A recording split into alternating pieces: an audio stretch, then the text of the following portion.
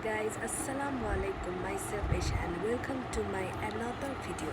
আশা করি তোমরা সবাই অনেক ভালো আছো and তোমাদের রোজা অনেক ভালো কাটতেছে। দোয়া করি তোমাদের সবার ঈদও অনেক ভালো কাটে, তোমরা আমার জন্য দোয়া করো। সো গাইস, আজকে আমি তোমাদের সাথে শেয়ার করব গাছের যত্ন কী করে করে। আশা করি অনেকের বাসায় গাছ আছে, আবার অনেকের বাসায় গাছ নেই। তো আমি তো তোমাদের সাথে শেয়ার করেছি আমার বাসায় গাছ আছে অনেকগুলো গাছ আবার লাগানো ছিল না, ওগুলো লাগানো হয়েছে নতুন করে। গাছের যত্ন করতে মূলত প্রথমে তুমি যে গাছটিকে লাগাবে ওই গাছটিকে পর্যাপ্ত পরিমাণ পানি দিতে হবে। যেটুকু দরকার সেটুকুর বেশি পানি একদমই দিবে না, তাহলে গাছটি নষ্ট হয়ে যেতে পারে। এরপরে পর্যাপ্ত সূর্যের আলো তো অবশ্যই মাস্ট দিবে। এরপরে হচ্ছে মাটির পরিচর্যা। একটা জিনিসে খেয়াল রাখতে হবে, গাছের মাটিটা যেন ছেঁড়া ছেঁড়া না থাকে, শক্ত থাকে অ্যান্ড ভেজা ভেজা তো একদমই না। তুমি এমন পরিমাণ পানি দিবে যাতে সেটা নিচে গোড়ার সাথে মিশে যায়। এরপরে হচ্ছে ভালোবাসার ছোঁয়া। একটা গাছকে লালন পালন করে বড় করতে কিন্তু শুধু তাকে মাটি দেওয়া লাগে, পানি দেওয়া লাগে, সূর্যের আলো তা না, ভালোবাসার ছোঁয়াও দেওয়া লাগে। তুমি একটা গাছের পাশে বসে তার সাথে গল্প করবা, গাছের সাথে সময় কাটাবা।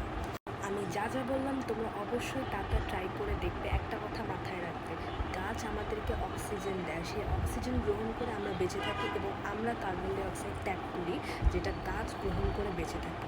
তাহলে আমাদের বেঁচে থাকার জন্য গাছ প্রয়োজন, গাছের বেঁচে থাকার জন্য আমরা প্রয়োজন, এটা কিন্তু তোমাদের মাথায় রাখতে হবে। এরপরে আসি প্রাণী নিয়ে। আমার ফেভারিট অ্যানিম্যাল হচ্ছে ক্যাট।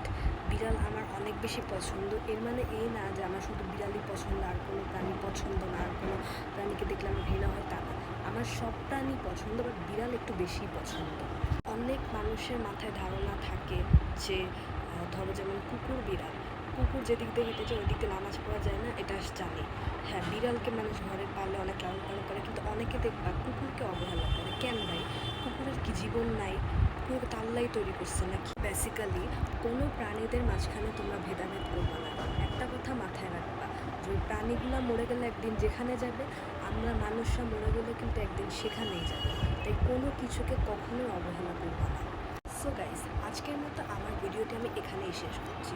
তবে একটা কথা, তোমাদের যারা যারা আমার ভিডিও ভালো লাগে তারা অবশ্যই আমার চ্যানেলটি সাবস্ক্রাইব করবে, আমার ভিডিও লাইক কমেন্ট শেয়ার করবে।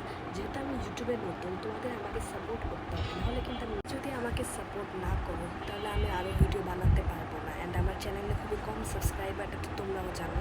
অবশ্যই তোমরা আমাকে সাপোর্ট করো, আমার চ্যানেলটি সাবস্ক্রাইব করো, তোমরাই আমাকে উঠিয়ে দাও।